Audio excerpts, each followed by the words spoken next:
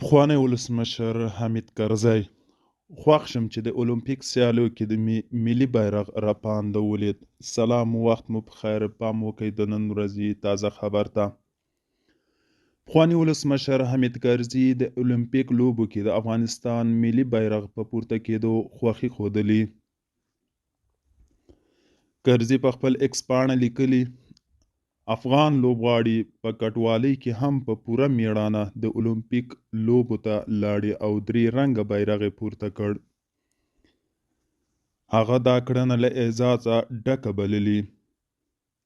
د یادونې وړ ده چې د اولمپیک سیالیو کې یو شمېر افغان ښځینه لوبغاړي برخه لري، خو د طالبانو حکومت وایي چې دا د افغانستان استازولي نشي کولای. دوستانو، دا و د نن ورځې چمتو کلی خبر. تر بیا هم په الله سپارم. ښې چارې، ښه وخت.